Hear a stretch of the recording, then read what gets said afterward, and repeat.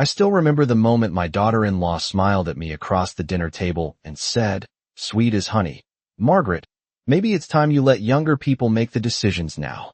At 68 years old, I had spent most of my life believing that kindness would come back to you eventually, that the family you built with your own hands would stand beside you when the years grew quieter and the house felt bigger than it used to. My name is Margaret Whitaker, and for 32 years I lived in the same two-story brick home just outside Columbus, Ohio, the one my late husband Daniel and I bought when our son Andrew was only 5 years old. Back then the neighborhood smelled like fresh-cut grass every Saturday morning, and kids rode their bikes up and down the sidewalks until the streetlights flickered on. Daniel and I worked hard for that house. He drove delivery trucks across 3 states while I worked the front desk at a dental clinic, saving every extra dollar in a coffee tin in the pantry. When Andrew grew up and married a woman named Claire, I truly believed I had gained a daughter. Claire was charming in the beginning, always offering to bring pie to Thanksgiving or helping me carry groceries from the car. She had a way of speaking softly that made people trust her right away. I remember the first time she hugged me and called me Mom, standing right there in my kitchen while the smell of apple cinnamon candles filled the air. After Daniel passed away 6 years ago, the house became quiet in a way I can't fully explain. The ticking clock in the hallway sounded louder, the evenings stretched longer, and sometimes I would catch myself setting 2 plates on the table before remembering it was just me now. Andrew started visiting more often then, bringing Claire with him, and at first I was grateful. They told me I shouldn't live alone, that family should stay close, that it would make Daniel proud to see us all together. Eventually Andrew suggested they move in temporarily, just until they saved for their own place. I agreed without hesitation because that is what mothers do. I cleared out the guest room, boxed up old photo albums, and even repainted the walls a soft beige Claire said felt modern. Weeks turned into months, and somehow the house that had always been mine began to feel like a place where I needed permission to exist. Claire rearranged the living room furniture, replaced my curtains, and started referring to the kitchen as her space when talking to guests. Still, I kept telling myself it was just an adjustment, that families change and blend and grow. But that night at the dinner table, when the chandelier light reflected in Claire's wine glass, and she said those words about letting younger people make decisions, something inside my chest tightened in a way I couldn't ignore. Because the truth was, they weren't just talking about small things like curtains or paint colors anymore. They were talking about my house, my life, and whether I still belonged in the home Daniel and I built mile by mile, paycheck by paycheck, dream by dream. And I had no idea that within a few short weeks, the people I trusted most would try to convince me that the place I had lived for more than 3 decades was no longer mine to call home. The next morning I woke earlier than usual, long before the sun had fully reached the kitchen windows that overlooked the narrow backyard I had cared for during 37 years in that house. I moved slowly, the way a woman does when her thoughts are heavier than her body. The coffee maker hummed quietly while the clock above the refrigerator ticked with a patience that felt almost mocking. I had always believed that time rewarded loyalty, that if you stayed kind and dependable long enough the people around you would eventually recognize it. Yet the conversation I overheard the night before kept replaying in my mind like a stubborn echo. My son Daniel and his wife Melissa had spoken in careful whispers at the dining table, but old houses carry sound in ways younger people never notice. I heard numbers, words about refinancing, and something about transferring ownership sooner than expected. What troubled me most was the tone. It was not the tone of a family planning together. It sounded like people organizing something quietly, something they preferred I would not understand. I stood by the sink watching the backyard maple tree sway in the early breeze, and I realized that the home I once filled with birthday cakes, Christmas mornings, and scraped knees might not belong to my future the way I had always assumed. Melissa came downstairs a few minutes later wearing the bright smile she often used when neighbors visited. She greeted me sweetly and asked if I had slept well. I nodded, though sleep had been shallow and restless. She poured herself orange juice and began speaking about renovations again, about how modern families needed flexible spaces and updated ownership structures. Those were her exact words, structures, as if our family were a business contract instead of a lifetime of shared memories. Daniel joined us shortly after, rubbing his eyes, unaware that every small glance between them had begun to reveal more than they realized. I watched my son carefully. He avoided my eyes for a moment longer than usual when he sat down. A mother notices those pauses. For years I believed Melissa simply wanted comfort and security for her growing family, and I respected that. But that morning something shifted quietly inside me. I realized that kindness without awareness can slowly turn into surrender. While they spoke about schedules and errands, I listened differently than before. Their words no longer floated past me like ordinary morning conversation. I heard intention beneath them. Melissa mentioned a meeting with a financial advisor later that week, and Daniel quickly added that it was only routine paperwork. The explanation arrived too quickly, almost rehearsed. I smiled politely and stirred my coffee, letting the spoon circle the cup with a soft tapping sound. Neither of them noticed the small notebook I had placed beside my plate. For the first time in many years, I began writing things down. Dates, phrases, the names of people they mentioned. I did not yet know exactly what they were planning, but something in my instincts told me that patience would reveal more than confrontation ever could. After breakfast, they left the house together, their car pulling out of the driveway while the morning lights stretched across the lawn I had planted with my husband decades ago. I remained at the table for a long time after the sound of the engine faded.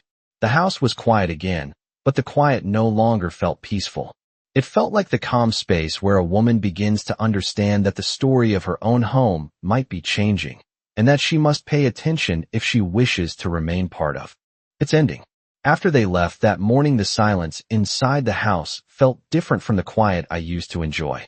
It was the kind of silence that makes a person notice details that were once invisible. I walked slowly through the living room, touching the back of the sofa my husband and I bought nearly 25 years ago, remembering how proud we were when we first carried it through the front door. Every corner of that house carried a story, and until recently, I believed those stories protected me. But now I understood that memories do not hold legal weight, and loyalty does not automatically guarantee respect. I returned to the kitchen table and opened the small notebook again. Writing things down gave my thoughts a place to settle. I listed the words I heard the night before: refinancing, ownership transfer, meeting with an advisor. I wrote the date carefully beside each note. For most of my life, I trusted family conversations without question, but something inside me had quietly awakened. Later that afternoon, I decided to take a short walk through the neighborhood. The air was cool and carried the smell of fresh-cut grass from a lawn 2 houses away. As I passed the mailbox at the end of the driveway, I noticed an envelope addressed to Daniel and Melissa from a financial office downtown. Normally, I would have placed it on the kitchen counter without another thought, but this time I studied the return address for a few seconds longer than usual. It was the same firm Melissa mentioned during breakfast. I placed the envelope on the counter when I returned inside and stood there looking at it as if it might speak. I did not open it because I still believed that respect inside a family mattered, but I began to realize that information moves quietly through a household in ways people rarely notice. That evening when Daniel and Melissa returned home, they seemed unusually cheerful, almost relieved.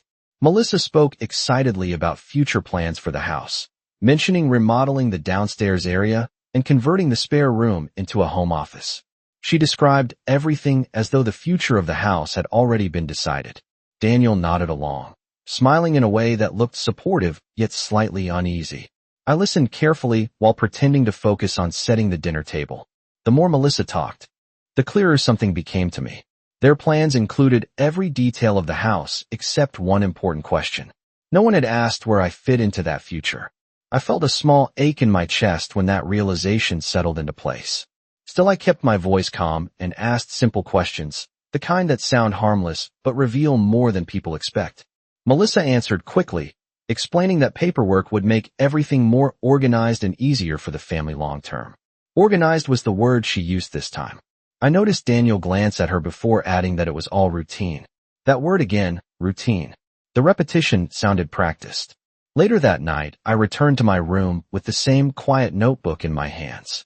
I wrote down every detail I could remember from their conversation. For the first time in many years, I was not simply the mother who trusted everyone around her. I was a woman observing her own family carefully, waiting to understand the full picture before deciding what to do next. The following week unfolded with a strange calm that felt almost rehearsed.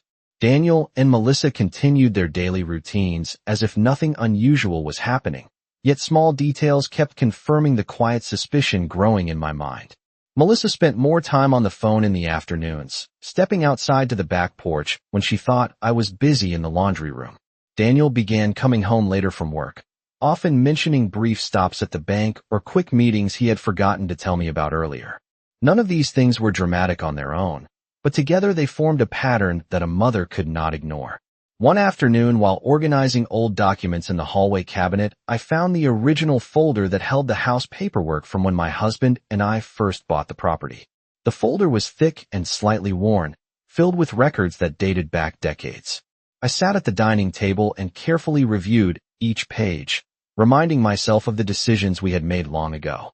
The mortgage had been paid off many years earlier, and the deed clearly listed my name as the sole owner after my husband passed away. Seeing those words printed on the document gave me a moment of quiet clarity. Whatever conversations were happening between Daniel and Melissa, the legal reality of the house had not changed. That realization did not bring anger. Instead, it brought a calm determination I had not felt before. That evening, during dinner, Melissa mentioned again that the financial advisor wanted to meet with everyone soon. She spoke casually, explaining that it would help simplify long-term planning for the family. I nodded politely and asked where the meeting would take place. She seemed slightly surprised by the question, but answered that it would be downtown at the advisor office later that week. Daniel quickly added that there was nothing complicated about it, and that it was simply responsible planning. I watched them both carefully while cutting my chicken into small pieces. Their explanations came smoothly, yet their eyes carried the same quiet tension I had noticed before. After dinner, I returned to my room and opened the notebook once again. I wrote down the date of the upcoming meeting and underlined it twice. For many years, I believed that family trust meant never questioning the intentions of those you love. But life has a way of teaching lessons later than expected. I realized that asking careful questions and understanding the details of your own life is not a betrayal of family. It is a form of respect for yourself. That night, as I prepared for bed, I looked out the window toward the maple tree in the backyard. Its branches moved slowly in the evening wind, steady and patient, the same way they had moved through every season since we planted it. I found comfort in that quiet image. Whatever plans were unfolding around me, I would walk into that meeting with open eyes and a clear understanding that my story in this house was not finished yet. The morning of the meeting arrived with a gray sky that stretched quietly over the neighborhood, the kind of calm weather that makes a person think carefully about the road ahead. I woke before the alarm clock and sat on the edge of my bed for several minutes, allowing my thoughts to settle into the steady patience I had been building all week. Downstairs, I could hear the faint sound of Melissa moving around the kitchen, opening cabinets and setting cups on the counter with more energy than usual. When I entered the room, she greeted me brightly and said it would be a productive day for everyone. Daniel was already dressed for work, even though the meeting was scheduled for late morning. He looked slightly nervous, but tried to hide it behind a quick smile while he poured himself a cup of coffee. During breakfast, Melissa reviewed the schedule again, explaining that the advisor would help us understand a new arrangement that would make things easier for the family in the future. She spoke with a confidence that suggested she had already heard every detail of the plan. I listened quietly and nodded at the appropriate moments, keeping my expression calm while my mind continued observing every small signal between them. After we finished eating, Daniel offered to drive all of us downtown together.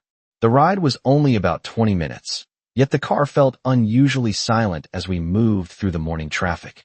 Melissa occasionally mentioned ideas for remodeling the house, describing open floor plans and modern upgrades that sounded expensive and carefully imagined. Daniel mostly kept his eyes on the road, agreeing with short responses that felt rehearsed rather than natural. When we finally arrived at the office building, the glass doors reflected the cloudy sky above us. The financial advisor greeted us politely and invited us into a conference room with a long wooden table. Papers were already arranged neatly in front of 3 chairs on one side of the table and a single chair on the other side where the advisor sat. Melissa quickly chose the seat beside Daniel, leaving the remaining chair across from them for me.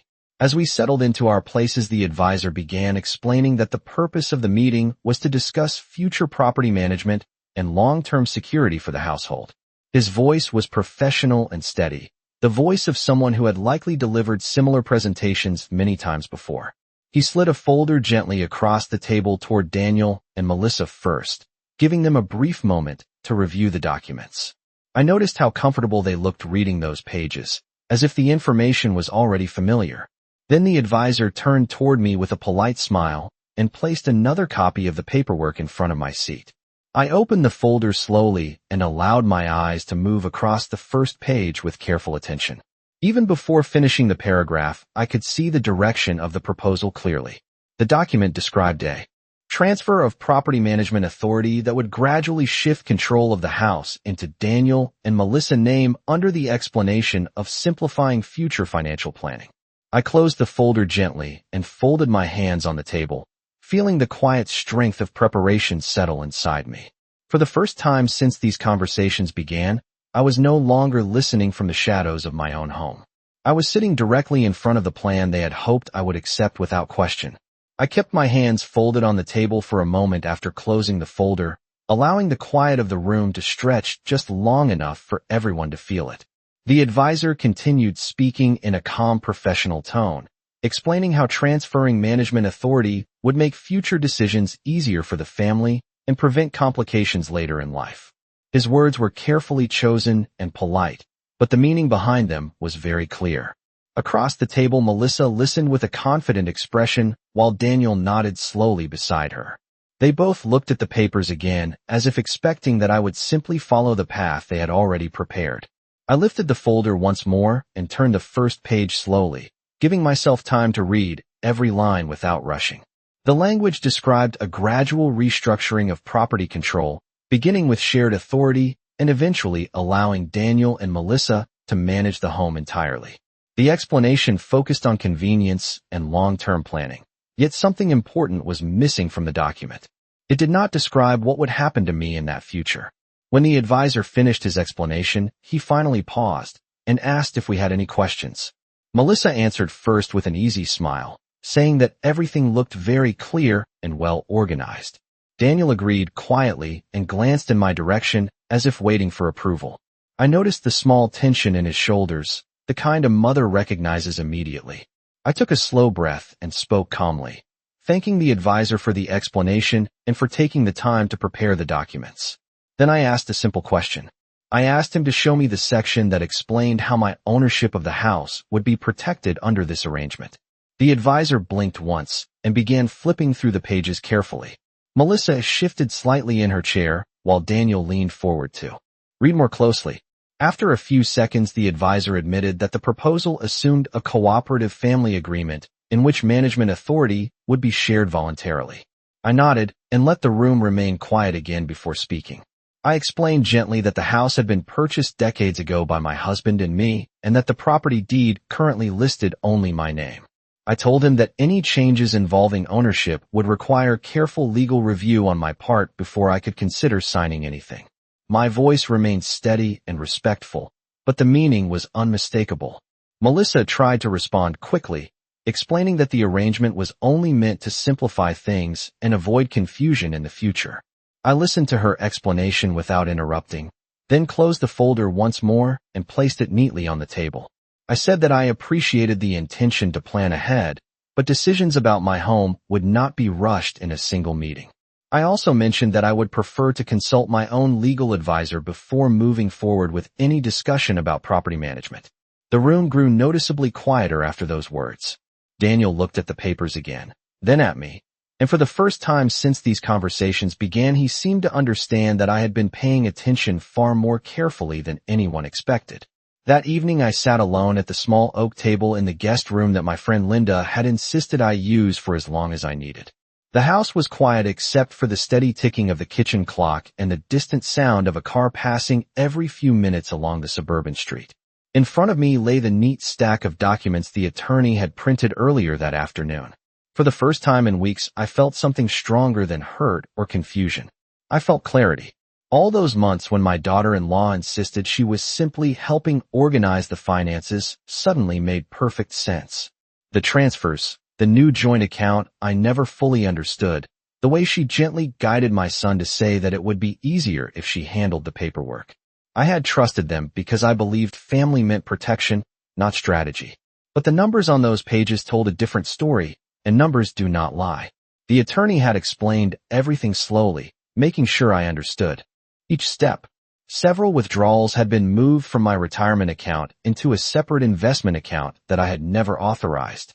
The account holder listed was my son and his wife together. When I first heard that, I felt the old wave of sadness rise again. But this time it did not drown me. Instead, it settled into something calm and firm inside my chest. I realized that the most painful part was not the money. It was the assumption that I would never notice. That I was too old, too trusting, too quiet to question anything placed in front of me. For 68 years I had built a life carefully, paying off the house, saving from every paycheck, raising a son who once promised he would always take care of me the way I had taken care of him. Somewhere along the road, that promise had become convenience. As I looked at the final page of the report, I remembered the upcoming family dinner they had planned for Sunday. My daughter-in-law had called it a fresh start dinner, her voice sweet and rehearsed over the phone. She had probably imagined I would arrive grateful and apologetic, ready to accept whatever version of the story she offered. I folded the documents carefully and slid them back into the envelope. For the first time since the day I left my own home, I allowed myself a small, steady smile. Sunday would indeed be a fresh start, but not the kind they expected, because this time I would arrive prepared, calm, and fully aware of every detail they hoped I would never see. Sunday arrived with a quiet gray sky and the cool breeze that often drifts through the suburbs in early autumn. Linda offered to drive me, but I told her I preferred to go alone. There was something important about walking into that house on my own 2 feet. The same driveway appeared exactly as I remembered it, the maple tree in the front yard already dropping a few orange leaves across the concrete.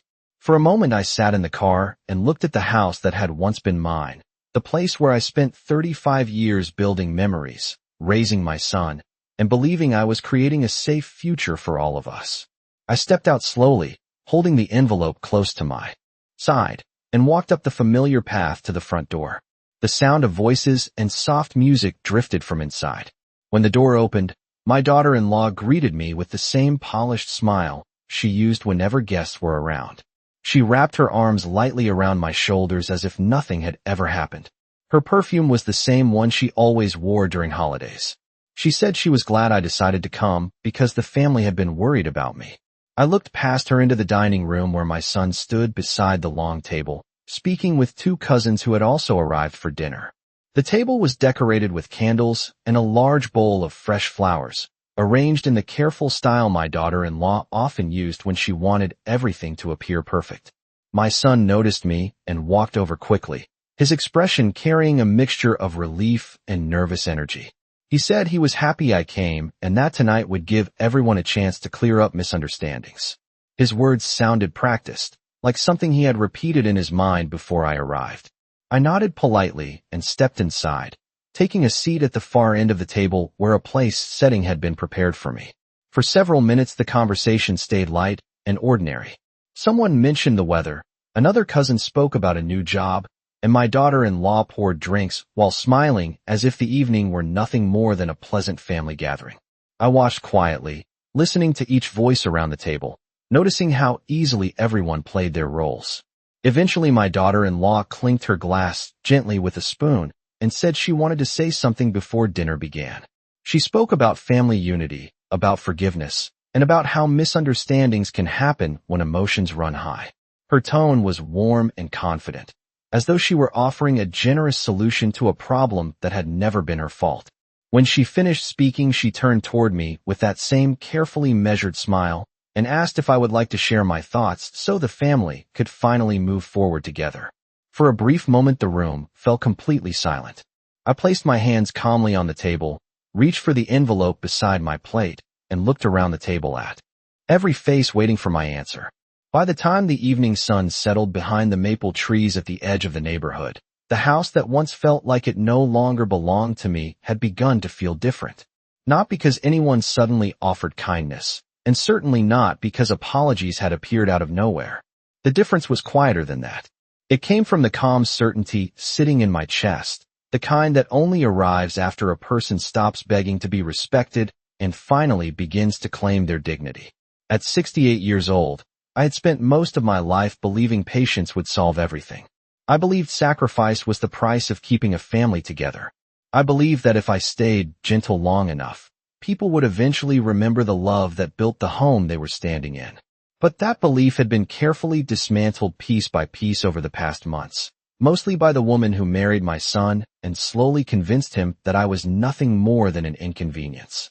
Earlier that afternoon, when the attorney confirmed that every document had been finalized, I felt something settle deep in my bones. The house, the small lake property 2 hours north, and the retirement investments my late husband and I spent 40 years building were now protected in a trust that no one could quietly manipulate behind my back. I did not do it out of anger. I did it because I finally understood that kindness without boundaries becomes an invitation for disrespect.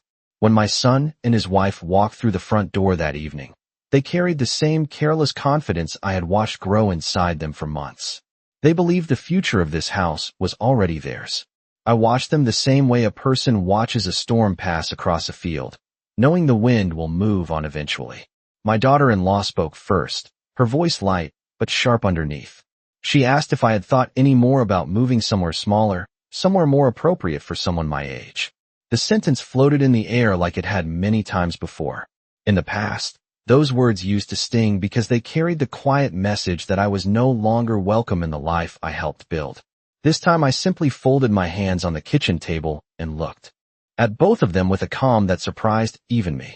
I told them that earlier that day I finalized the legal arrangements for my estate and that everything had been placed under professional management. I explained that the properties would remain under my full control for the rest of my life, and afterward they would support causes that mattered deeply to me and to their late father. I watched confusion move across their faces like clouds covering sunlight. For the first time in a very long while, no one in that room saw me as a burden. They saw exactly what I had become the moment I stopped asking for their approval. I was the woman who built the foundation beneath their feet, and now I was the one deciding exactly who would stand on it in the years to come.